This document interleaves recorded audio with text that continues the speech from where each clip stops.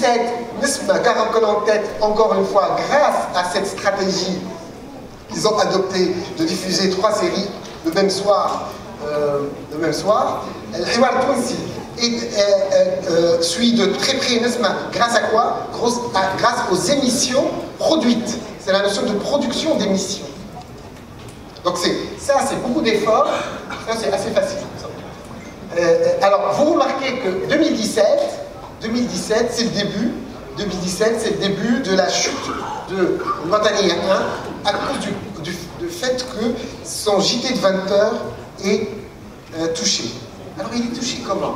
On sait peut-être que c'est à cause de sa sincérité ou le fait que les gens ne croient plus à la crédibilité. Non. En fait, Nisma a placé un feuilleton au moment du JT de 20h. Il a cassé l'audience du JT de 20h en deux. Il a coupé en deux, carrément, paf. Et voilà, ça paye. L'agilité du privé n'a pas de... Le privé, quand il est agile, quand il s'adapte, le public a du mal. Alors, donc pour l'année 2018, voilà ce qui s'est passé. Donc Nisma a continué son bonhomme de chemin quand même. Hein. Il y a pratiquement 3,7 millions de gens tous les soirs face à ces feuilletons. Hein. Rien que ça. Tessa. Alors Tessa, elle performe beaucoup sur YouTube, sur Internet, pas en direct, live. Watani 2, vous savez pourquoi? Alors, comme c'est une année de championnat du monde, parce que les années paires, c'est toujours des années Coupe du Monde ou Coupe d'Europe, et c'est là où beIN Sport performe. Là, c'est quand même, beIN Sport, c'est quand même pas mal, hein, parce que c'est 400 000 personnes par jour. C'est énorme, 400 000 personnes par jour. Hein. Ça fait beaucoup de stades, ça, à remplir. Et tout ça, je pense que c'est pas payant. Enfin, si, c'est payant, mais c'est pas beIN Sport qui gagne de l'argent en abonnement. MDC2 pour les films, National Geographic, ça, la vie des abeilles et la reproduction. Je la raconte? Je la raconte? Vous la connaissez? Je la raconte? Vraiment? Il y a des gens chastes dans la salle, peut-être. Bon, donc c'est National Geographic. National Geographic, c'est américain. Les Américains sont, en général, vous le savez, les baptistes, ils sont chastes. Genre, ouais, tout ça, on montre pas quelqu'un. Bon, voilà. Alors, c'est National Geographic. Imaginez, hein, un jour, c'était sur les fleurs, les orchidées. C'est des orchidées spéciales qui étaient jonchées comme ça. La montagne, il y avait des orchidées, mais qui étaient loin de tout. C'est une orchidée loin à 500 mètres d'une autre sur un récif ou sur un... Et alors on se pose la question, comment ces orchidées repoussent ou poussent parce qu'il n'y a pas la fécondation. Donc, on a essayé de comprendre. National Geographic, c'est comme Nature, c'est scientifique. Il y a un bourdon, dont la forme et les couleurs ressemblent à quoi? À une orchidée. Donc il arrive, il butine, et comme ça, il va, donc il faut un bourdon, parce qu'il faut qu'il vole loin. Donc il va féconder une autre, et comme ça, la pérennité de la race des orchidées est assurée. Mais le mec de National Geographic, ça ne s'arrête pas là. Il dit, éloignez vos enfants. Orchidée, bourdon. Il y a mes filles dans la salle, c'est pas grave. Alors, il dit, voilà ce qui se passe. Il montre un autre bourdon, et qui vient s'exciter sur l'autre bourdon qui s'excite sur l'orchidée, pensant que c'est une orchidée. Et donc voilà, c'est la reproduction des orchidées mâles entre eux, montrée par National Geographic, pour vous dire que National Geographic, on se pose la question, qui regarde ça en longueur de journée, et ça existe. Dans tous les cafés, chez le coiffeur, c'est comme ça. Et ça, ce taux-là, ça c'est 200 000 personnes hein, par jour. Parce qu'on fait les mêmes études en Algérie. Et bien en Algérie, c'est bien plus que ça. Alors il y a maintenant National Geographic version extrême limite, mécano, etc. Alors, France 24, désolé Stéphane Martin, Martin c'est le nom français le plus courant. Désolé Stéphane, parce que c'est en langue arabe. Ensuite, Al Jazeera, on est loin des 10%, hein.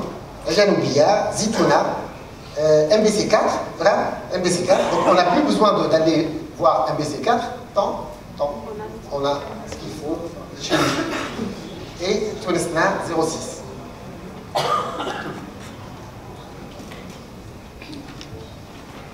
Voilà les parts d'audience. Ah, pardon. Ouais. Comment ça se passe? Ouais. Je suis allé trop vite. Ah oui. Non mais, alors voilà, le service public, il accapare 10% de part de voix, de part d'audience. 10% du service public. Avec toutes ces chaînes. Les chaînes privées tunisiennes, 67,6%. Donc, au total, les chaînes tunisiennes, que tu appelles locales dans tes rapports, ça accapare 78% de l'audience. Ce qui est pas mal, parce que souvenez-vous, en 2010, c'était 41-42%. Donc en fait, les Tunisiens parlent finalement aux Tunisiens. Au fond, c'est pas une mauvaise chose. Les autres chaînes, 22,4%, mais il est vrai qu'elles sont toutes en arabe ou oriental.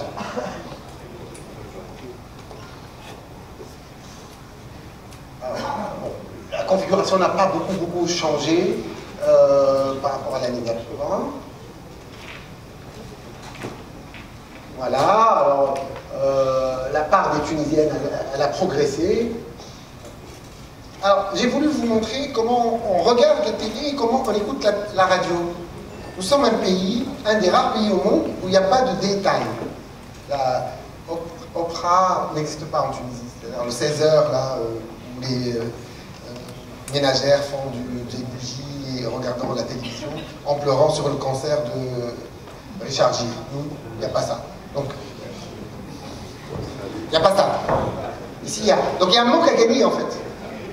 En fait, il y a un manque à gagner énorme publicitaire. Énorme. Il y a autre chose. Souvenez-vous de Nesmat Sber, les émissions, là, Nesmat Sber, hein, notre émission. Elle n'y est pas. Donc, en plus, il y a une appétence pour ça, parce qu'elle faisait 10% avant. Donc, en fait, qu'est-ce qui se passe? C'est qu'il y a énormément d'opportunités d'augmenter le paille, enfin l'investissement publicitaire, et donc l'amélioration des conditions financières des médias, et ça pose un vrai problème en Tunisie. Et une autre remarque, c'est que la radio en Tunisie, elle est matinale. Le drive time, il est faible comment? Quand même, parce qu'il y a 25% des Tunisiens qui possèdent un véhicule, en fait. Alors, bien sûr, les caractéristiques, est-ce qu'elles sont hommes ou femmes? Le genre ne change pas beaucoup parce qu'en fait, la télécommande est dans la main de la femme.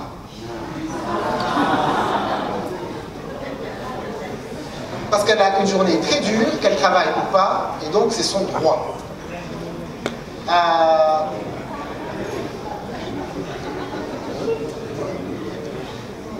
Par contre, au niveau des classes sociales, on trouve que la classe populaire regarde plus Nesma.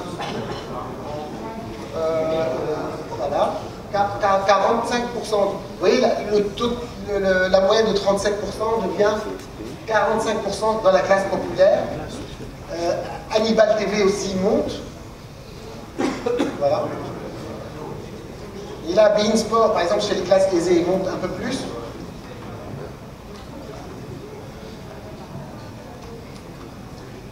Pour l'âge, pas une grande différence. Voilà, bon, ça c'est le profil des chaînes, on va passer vite. Ça c'est comment on regarde la télévision. En fait, le chiffre qu'il faut retenir, c'est que 80% des Tunisiens regardent au moins pendant un quart d'heure la télévision en moyenne par jour.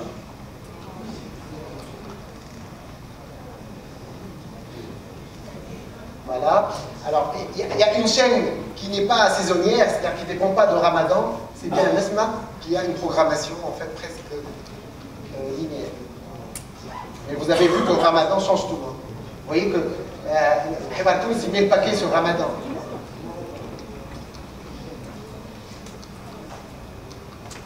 On passe. Voilà. Alors, voilà, bon, ça c'est ce qu'on voit. Je les bon, alors, la 9, elle a fait un pic au mois de Ramadan et elle reprend un peu plus maintenant. Mais je vous ai dit tout à l'heure que l'audience de TV9, c'est des capsules sur Internet qui circulent beaucoup. Comment on a regardé la télévision pendant l'année 2018? C'est que le peak time est à 21h à peu près, et c'est Nesma qui est là grâce à ses feuilletons. Et c'est la deuxième partie de soirée.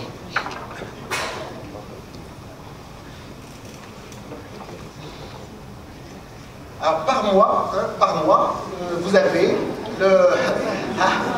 oui, ben oui. L'émission la plus regardée en Tunisie, c'est... On aurait mis les télénovelas, ça aurait été donné ça. C'est ça la Tunisie, c'est votre Tunisie. Au mois de Ramadan, c'était bien important. Avec quand même 2,8 millions de téléspectateurs. Le match Tunisie-Angleterre a attiré quand même pas mal de gens. Alors pourquoi on a mis... il faut rajouter à ça la diffusion en fait en clair sur la TNT. Donc on tourne autour de 3,3 millions de Tunisiens qui auraient regardé ce match en direct. Qui est le record en fait, le record de l'année. Le record de l'année en France, alors, ça paraît bizarre hein, pour nous Tunisiens, la France, champion du monde, finaliste du monde, finaliste avant d'être champion, finaliste, imaginez, en Russie, à Moscou. On devrait avoir quand même, ce match-là diffusé quand même sur TF1, chaîne populaire. Et bien il a fait à peu près 22 millions de téléspectateurs à son passage, qui était un record jusqu'à l'explication de texte d'Emmanuel Macron après les problèmes des Gilets jaunes, quand il a dit, voilà, je lance le débat national, etc., qui a fait 23 millions de téléspectateurs. Donc c'est dire à quel point parfois les moments politiques sont parfois beaucoup plus importants que les moments d'entertainment. Bon, le record de l'année en France, c'était 23 millions, c'était avec Emmanuel Macron. Par exemple, décembre 2018, l'émission la plus regardée en Tunisie, c'était Mara Alep.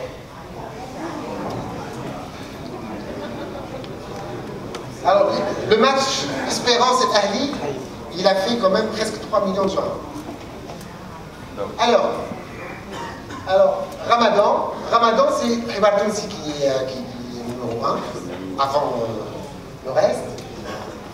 Il a une programmation spécifique, et puis la TV9, elle performe. Et voilà comment on a regardé la télévision au mois de Ramadan. Imaginez l'objet, la télécommande, dans la main des Tunisiens à ce moment-là de la journée. Entre ça, donne-moi, là. C'est un moment incroyable. Alors, voilà, ça c'est les émissions qui ont performé au mois de Ramadan. Je vous rappelle qu'au mois de Ramadan, la Tunisie jouait en Russie, Tunisie-Espagne, Tunisie-Portugal. Ça c'était des matchs de préparation. Tunisie-Turquie. Madrid-Liverpool. La finale de la Champions League. 1 million de gens pratiquement. 1 million de gens, vous savez comment? Vous savez? Il y a combien de cafés en Tunisie? On va le voir tout à l'heure. Le chiffre que je vais vous le donner. En fait, c'est dans les cafés qu'on regarde. Même si on a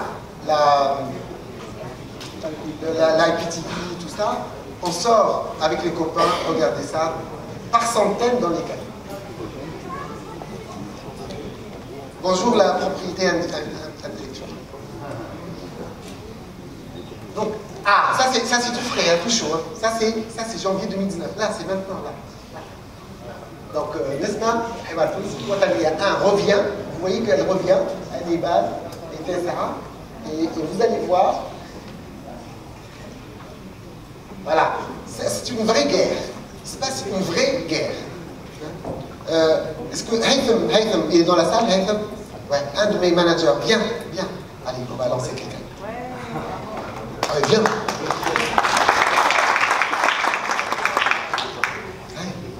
N'aie pas peur. Utilise l'asymétrie dans l'information. C'est-à-dire que ce que tu sais toi, ils ne le savent pas, donc ils utilisent ça. Donc, alors, comment ça fonctionne? Explique. Donc, bonjour tout le monde. Pour commencer, j'aimerais bien parler un peu de la méthodologie avec laquelle... Hein?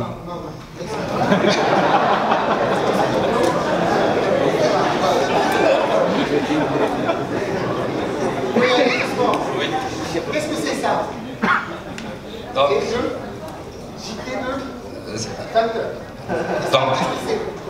c'est bon là. En fait, ça représente la manière avec laquelle les Tunisiens regardent la télé tout au long de la journée. Et là, en fait, il y a plusieurs pics. À partir de 19h, maintenant, il y a une nouvelle habitude qui s'est installée, en fait. C'est les émissions politiques, avec également quelques feuilletons. Donc, dans un premier temps, on va commencer avec ces émissions. Par la suite, il va y avoir une transition avec le journal 20h, donc qui fait à peu près une moyenne de 1,5 million de téléspectateurs. Et il y a bien sûr